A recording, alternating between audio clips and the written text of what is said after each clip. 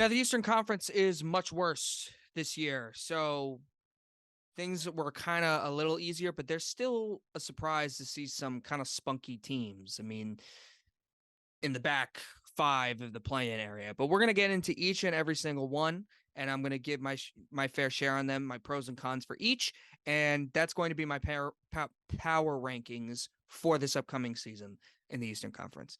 Starting with number one, I have the Milwaukee Bucks. Now, here's my issue with the Celtics Bucks thing.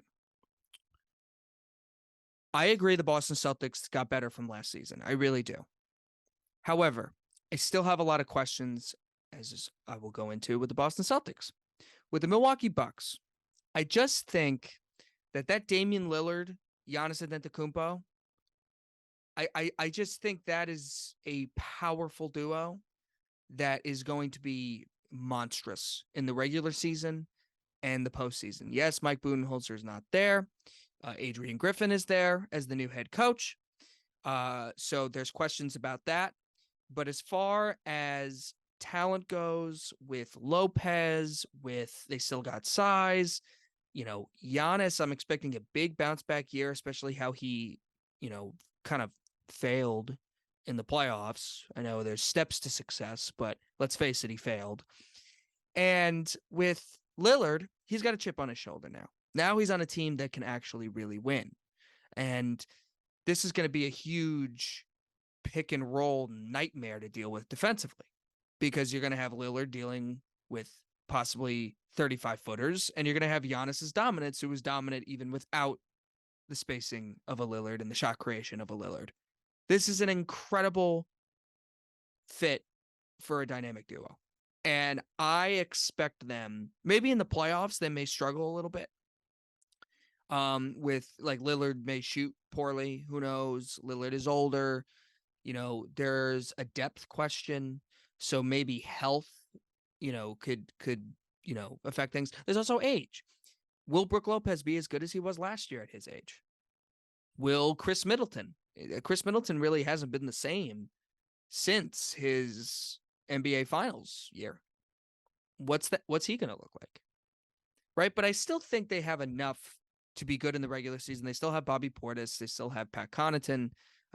Malik Beasley, who has moments with teams, didn't play a lot for the Lakers, but he's somebody that can give them some spark of an offense, right? You're hoping he could be somebody like what Grayson Allen does, maybe make more shots in the playoffs.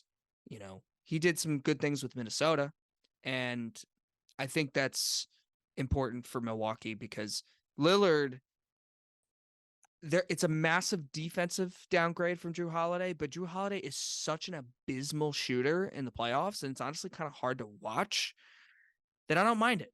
I think, and Lillard's not like an amazing playoff. I mean, we get kind of fooled with his postseason buzzer beaters, but like he has a lot of playoff duds. Now, he's not going to be the guy though.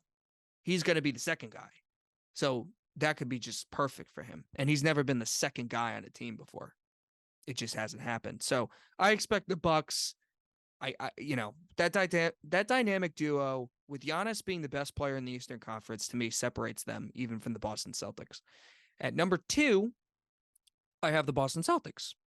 Now, for the Celtics, I have an upgraded roster. I have more star power and weapons to go with Tatum and Brown. And my cons for them are coaching questions. Joe Mazzulla. I'm not sure he's a good coach. He probably did as best as he can for a team last year, that especially with that specific situation with Ime Udoka. He did the best he possibly could. And I think this is a team that, as well as they improved on paper, I kind of got to see it come to fruition. I got to see Jrue Holiday make some shots in the playoffs. Now, Marcus Smart, he's an upgrade over Marcus Smart. He is. Okay. Kristaps Porzingis had maybe his best season last year for the Wizards. What's it going to be like when he's in another role of sacrifice, similar to Dallas, where he wasn't a fan of it? And we'll see what happens with Boston. but he's going to be very valuable to them because now they don't have Robert Williams, although Robert Williams was a health question as well. What are they going to get out of Horford? And Porzingis is going to protect the rim a little bit, and he's got some elite defenders like Jaylen Brown, Tatum, and Drew Holiday and Derek White to, kind of make his job easier just to protect the rim. And Porzingis is going to have to make shots.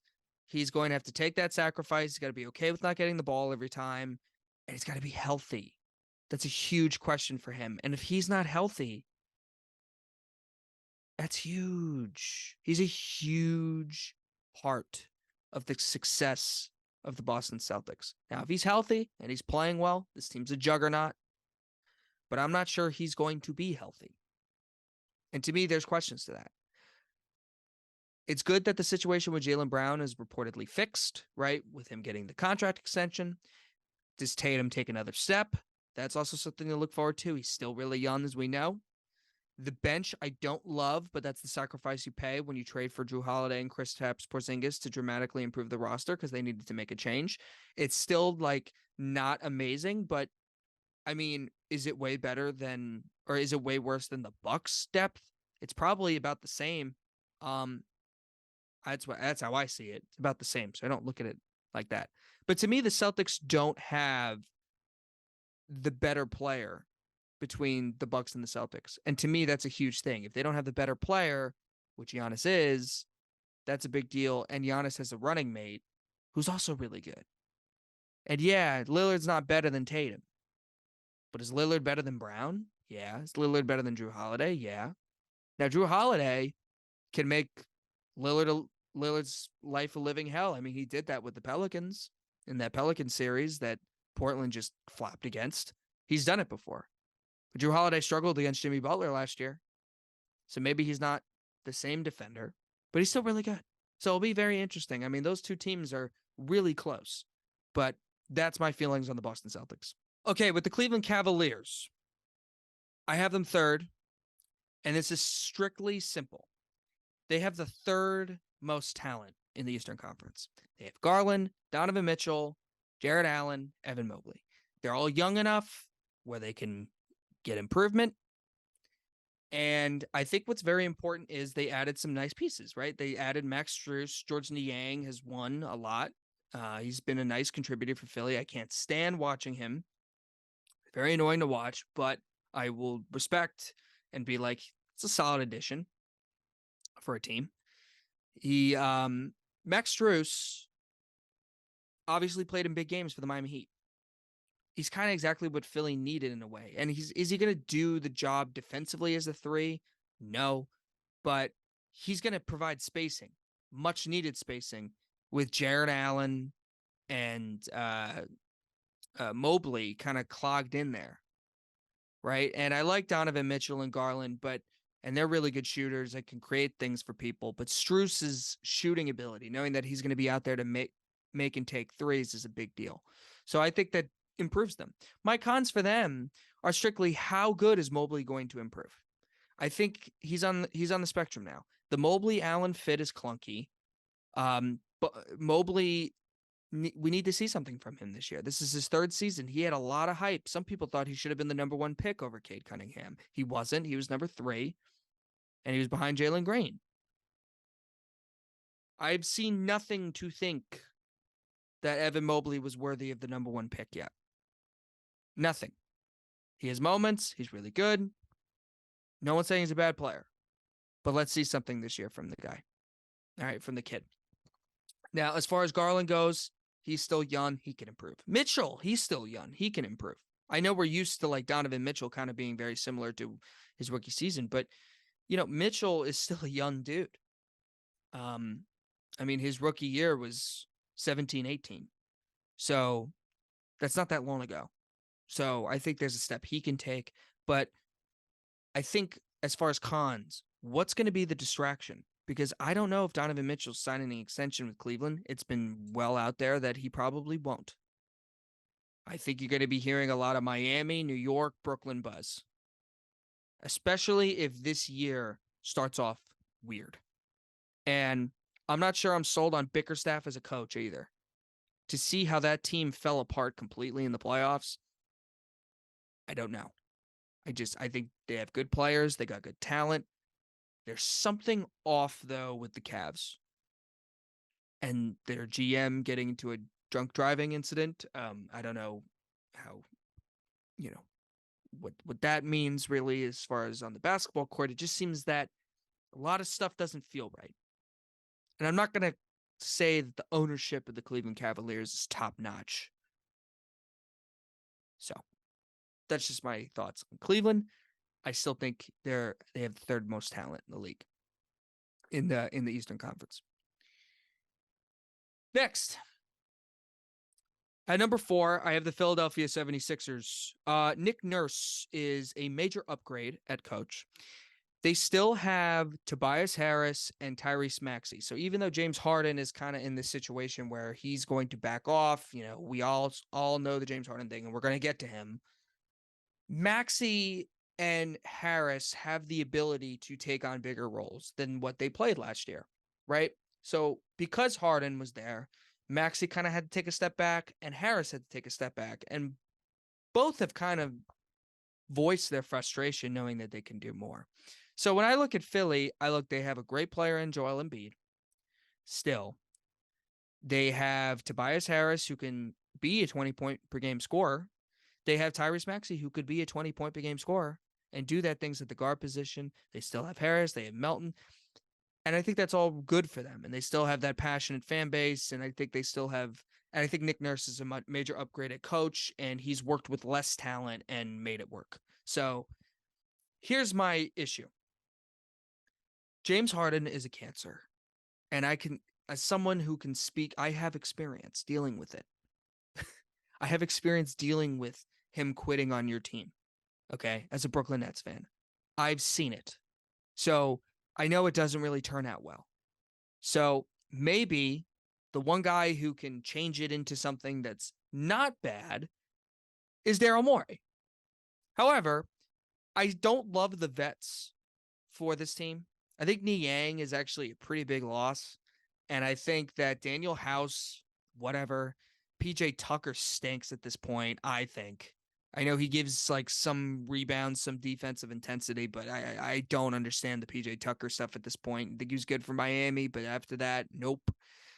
Patrick Beverly maybe was the reason Chicago went into the play-in, like a little spark plug, but he's back with Harden, back with more. I don't know. But Harden's not going to play. Harden's going to be gone. And whether they get stuff from the Clippers, whether they get Terrence Mann, whether they turn Harden stuff into somebody like Zach LaVine or DeMar DeRozan, I don't know, probably Zach LaVine. I don't know. I don't know what happens. All I know is that Harden's gone. And it's not going to get better. Like, I don't see a world where Harden comes back at all. And it's like, I'm cool, I'm going to play. It's not happening. He hasn't shown up as we speak. We've been taping. We're taping this on Monday afternoon, and he still hasn't showed up to practice. And the Sixers play in the next few days. So, it's really that simple with the 76ers.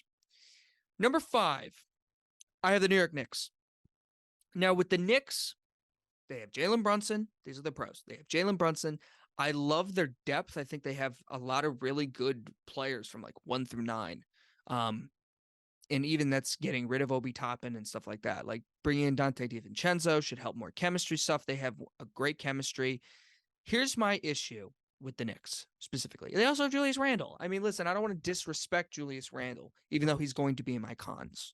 But I don't want to disrespect Julius Randle here. Julius Randle has put together some very underrated seasons for the Knicks, and the Knicks fans still don't embrace him, mainly because of decision-making, key moments. I understand that, but sometimes you got to look at it and be like, wow, Julius Randle has done a lot for the Knicks. I mean, when the Knicks signed Julius Randle back in the day after Kevin Durant and Kyrie Irving went to the Nets, those are the guys that Knicks fans were expecting.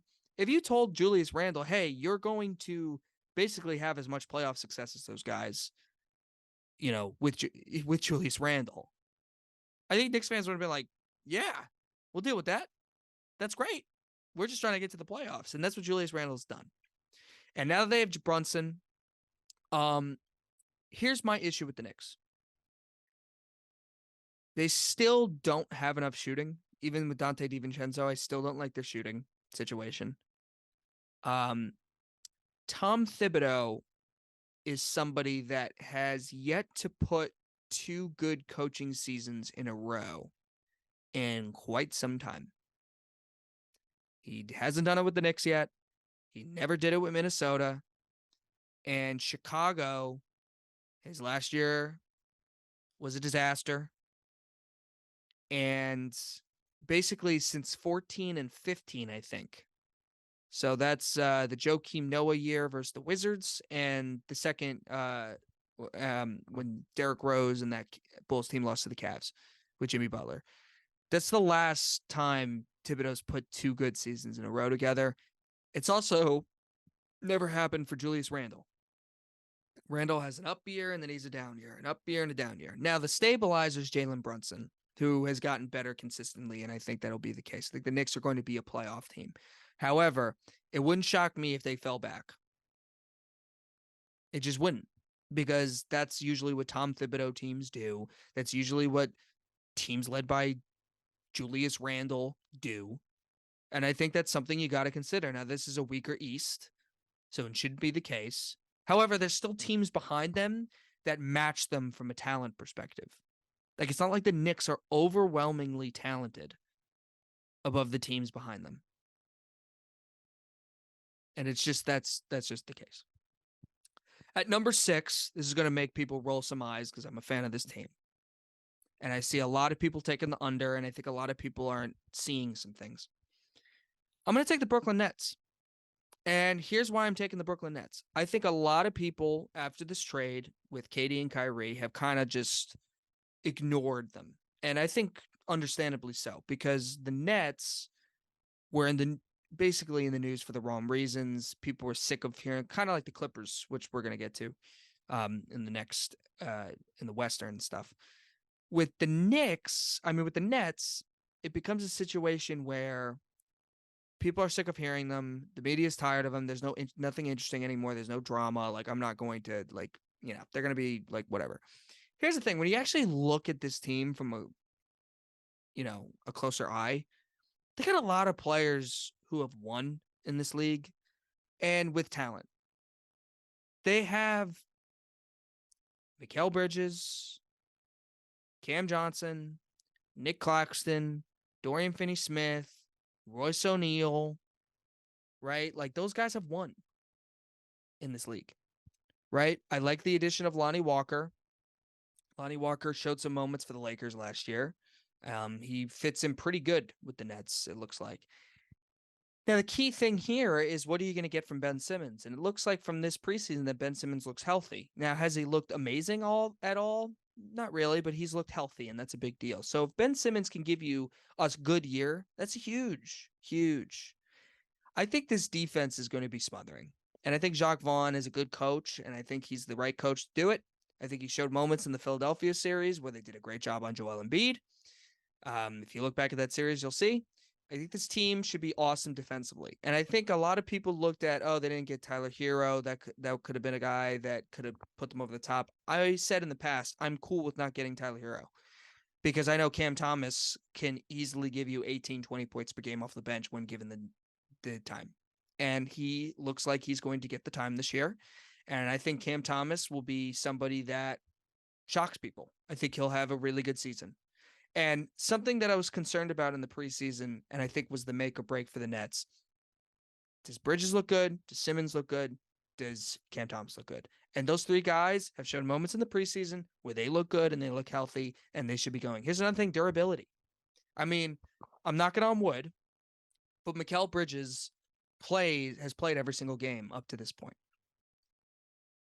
I think the Nets have a roster that if a guy goes down, they can plug in somebody in. And this team's going to struggle with shot creation. This team has questions with the Simmons stuff, but I think people are underrating them because of how last year ended.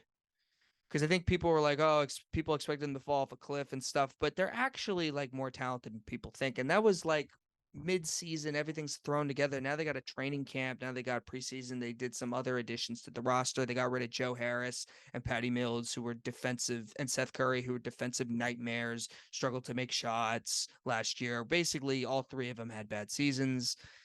And now they replace those guys with guys who could defend, and that's huge and can do some stuff from a scoring level. Spencer Dinwiddie is still a good player. I know he struggled in postseason at times, but Dinwiddie, make no mistake, as an off-ball player, which he's looked like in the preseason, is a good player. Dinwiddie's a good player. So you got like 8-9 guys who could be good players. And to me, that in a weak Eastern Conference, if Bridges is that guy, which I think he is, 26 point per game, great defensive player, I think an all-star level player, and if Simmons can return to somewhat of that guy, that's a good team. And I'm expecting that. Next team is the Miami Heat. Now, I'm taking the Miami Heat strictly because of star power. And the fact that they went to the finals last year, I think that's important. But make no mistake, I think a lot of people have the Miami Heat as the third best team in the East, and I just don't see that at all. I just can't see how we could ignore the regular season last year. How? That's very important because we get it. In the postseason, they're dangerous. Are they going to get there healthy? That's number one. Because Jimmy Butler is another year of him going pretty far. He's never been healthy in the regular season, really, other than that, than some years. But, you know, Jimmy and Bam, and I expect Tyler Hero. I think he's a good player. I think he can make improvements. That's basically it. This roster is old. It's not talented. It's not deep. It's small. They're going to be competitive. But if you're expecting me to believe that this is a conference contender, I struggle to think they're a playoff team. I struggle to think that. Now, I think they will be. I think they're a play-in team. But it would not shock me. Like if Jimmy Butler goes down, which, I think can happen. This team could fall off a cliff. And I just don't like the roster. Especially with no Gabe Vincent or Max Strus. I don't like it.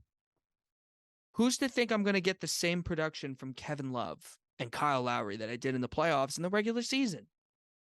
Who's to say I'm going to get that? So I'm very down on the Heat. I thought they screwed up big time not getting Lillard, because if they got Lillard, then I would be thinking they're as good as Boston and Milwaukee, but they didn't get Lillard. And that's a big deal. And they didn't get Holiday. And as much as I think Harden would be a weird fit, they didn't get Harden. As much as I think Kyrie, again, weird fit, I still think makes them better. They didn't get him. They didn't re-sign their key guys that helped them get there. Gabe Vincent and Max Strus were huge. So, and if you want to make light of, if you want to shine light on the Haslam thing, Haslam's not going to be there. So, I don't know. I don't see the Heat doing anything this year. The Atlanta Hawks. Now, here's my issue with the Atlanta Hawks. I don't trust them. It's really that simple. I don't trust the Atlanta Hawks. And with Atlanta comes, you obviously have Trae Young's growth to look forward to. You have DeJounte Murray, who at times defensively is tenacious. I think he's good and all that. It's basically the same team as last year, except no John Collins. That's basically what it is. It's the same team as last year, no John Collins. And I'm expecting them. And listen, there's something in the postseason that they can build off of, because it's clear that they looked much better in the postseason than we expected. We expected Boston to kill them. They didn't. Forced them to 6 games. And I believe that game 7, I believe that game 6 was pretty close, if I remember correctly. So that's good to look forward to. But similar to like what I'm going to get to in the West with some of the teams, I don't trust the Hawks. They've had one good year. Prove to me you can make it happen again. I like Quinn Snyder. That's basically what I like. Trae Young, it's a make or break year for him, because you were hearing rumors that he could be gone last year because they didn't believe he was the guy, which is crazy because they could have had Luka Doncic instead. But they went with Trae Young, who I respect and I think is a good basketball player, and took them to the Eastern Conference Finals as well. Here's the thing. I'm not going to believe it until I see it with this Hawks team, because last year I was like, I didn't really believe in them either, and they proved me right. There was no reason to believe in them. This year, I still don't really believe in them. Was John Collins that much of a distraction and bad fit to where it's going to be disgusting for them? Not really sure. I just think you need some step up from their players. DeAndre Hunter, you need to step up. They need to either make a move and improve the roster. There was rumors they were in on Siakam, but we all know Toronto doesn't like to trade for people.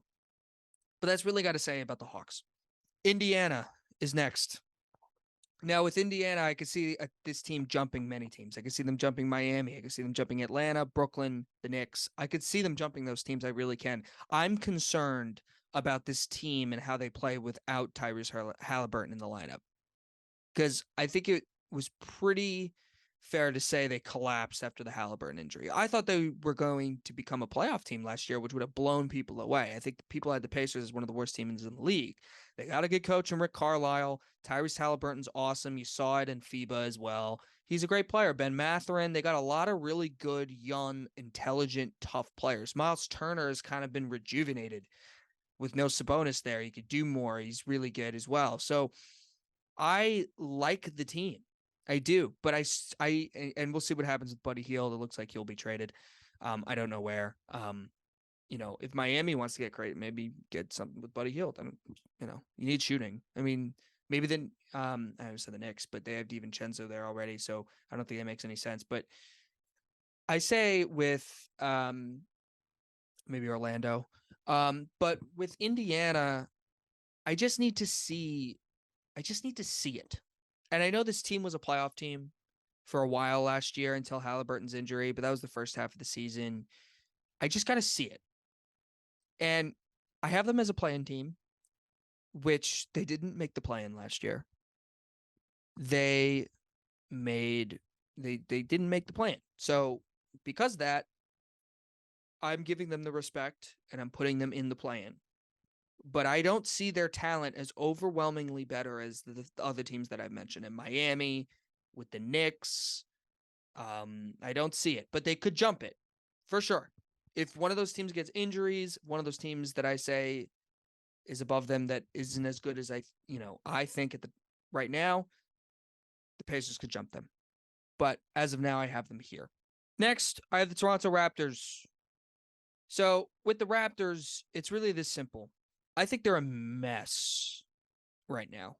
And I think it's underrated because Masai Ujiri, I think people think is this genius general manager who helped them get a championship with the Kawhi Leonard trade. Meanwhile, I think it was a good risk to take. I think it was extremely fortunate that they won that year, especially with Golden State being unhealthy. And they didn't re-sign Kawhi Leonard. So because of that, they've been in this weird post-Raptor thing where they've been good, but not great. And now it seems kind of like the end. And Siakam's still there, and Anunoby's still there. Fred VanVleet was given away for nothing, and you probably could have gotten him for something. They seem to be calling a bunch of people, but they want a ridiculous amount for them, and maybe they don't feel like really trading any of their guys. I don't know what they're doing. However, their talent from an individual standpoint is still high. Like I like Schroeder, I like Grady Dick, I like Siakam, I like OG Anunoby, I like Jakob Poeltl. I like a lot of their guys, but as a cohesive fit, I like Scotty Barnes. Here's the thing. Scotty Barnes at this point better be good because they've said no to Kevin Durant and Lillard packages. They're like, we're not trading Scotty Barnes for him. So now Scotty Barnes better be good. Like really good. Like as good as those guys good. Because he's been untouchable in these deals. And I don't understand what they're doing with him and Siakam because it's clear it's clunky. And OG Anunoby, like Masai's almost overrated him at this point with the multiple picks. And they get a fresh start with a new coach, although Nick Nurse is a really good coach. So is he a massive upgrade? Maybe for this group. But I just see it as like if the Raptors struggle, they're going to struggle with shot creation again. They didn't get anybody to really help that. they'll be competitive. They still have length. They still have, good players on the team. But you know, this strikes to me as a deadline team, and maybe Masai finally pulls the trigger at the deadline and really starts fresh with this Raptors group because it needs to happen, especially after the play-in last year. And unless they come back, bounce back, but how far are they really going? Maybe they can get up to 5 if Siakam and Barnes fit well and OG fits well and Schroeder. Like maybe, but I don't know. I don't really see it with this group. I think they're on the way down. All right, 11, Chicago. Pros. Zach LaVine is a good player. DeMar DeRozan is a good player. Alex Caruso is a good player. Vucevic got better as the season went along. They were kind of spunky in the play-in, right? They probably should have beat the Heat, right? And maybe it was them that could have made the fun. Now, DeMar DeRozan, probably won't sign an extension with Chicago. In fact, I think it's more likely that LaVine and DeRozan are traded. I think this team is on the way down. I think they're boring. Lonzo is out. Billy Donovan as a coach is fine. I don't think he's a bad coach. I think, or anything like that. I just think he's just kind of fine, and I don't think he's going to bring them back. DeMar DeRozan, it just seems like he isn't enough. And Zach LaVine hasn't taken the steps that you want him to take after that one All-Star season. So as far as Chicago goes, they had that one really fun first half of the season, but this team is just down to me. It's just like, I don't see the direction. They're older now. To me, it's similar to last year, like that play-in spot territory, and then they're selling at the deadline. That's what it is to me. Do they have the talent to maybe be better? Sure, but I don't. Again, another team I don't trust. Similar to Atlanta, some other teams, I don't trust it. So they're going to have to prove to me to trust it. Next, I have the Orlando Magic at number 12. So here's my thing with the Magic. I thought the Magic were going to be a play-in playoff team this year. I really did, especially after last season. Now I'm not so sure. Mainly because I really like their young talent. I like some of their players as well, like with Fultz and Wendell Carter. And like I said, Paolo, I think is excellent and I think has potential to be their best player since Dwight Howard. Their offseason decision to still build young with the team proves to me that they're probably not ready yet. And yeah, like, I think their coach is pretty good too. So I think they could sneak into the play-in if they're healthy and everyone gets better significantly. But I like Wagner. But with Franz Wagner and Paolo, I think those are really good guys to build around. But they got to hope that Anthony Black gives something for them. And they still don't have the veteran assistance that I think they would need to be a play-in playoff team, and their guys need to make significant jumps, and I expect the Pacers to be the team that makes the jump in rather than the Magic, because even though the Magic did have a really promising year last year, they're still really young, and they still have a lot of prove-it guys on their team, like with draft picks, and guys need to do something like to really impress me for me to put them over other teams with established talent. Now they could do that. There's usually teams that do that. And to me, it's the Pacers this year, but it could be Orlando and it could be another team that I talk about soon. I just don't believe it'll be this team or the team that I'm going to talk about. Okay, next, number 13 is the Charlotte Hornets. Pros. I'm going to try and come up with pros for the Charlotte Hornets. This team is really talented. Like they got a lot of intriguing, talented players. And I think a lot of people are like, whoa, no, but they got guys like Terry Rozier is good. PJ Washington is good. LaMelo Ball, obviously, all-star. Last year was injured for most of the season.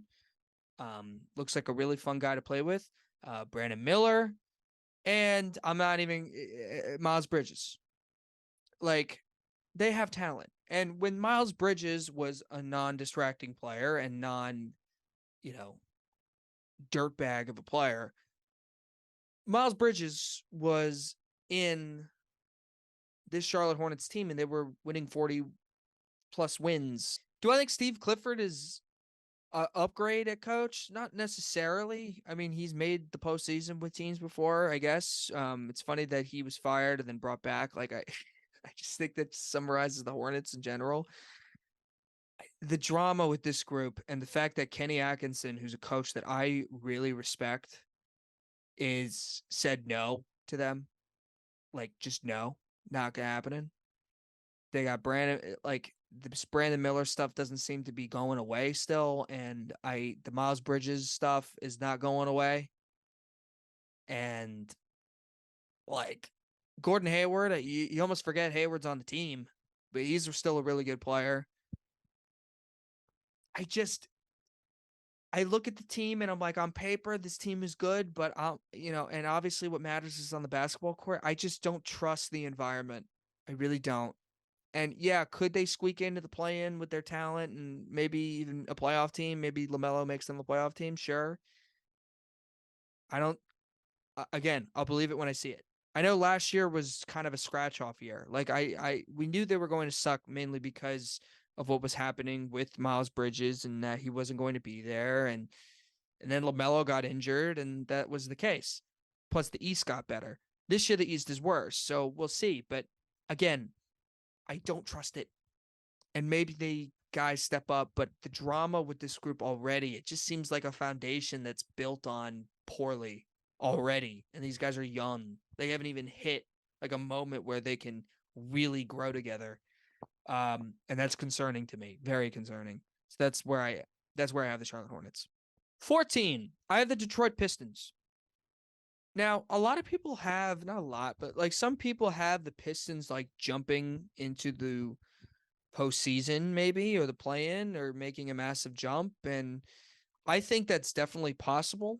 That all comes down to the jump Cade Cunningham makes, though.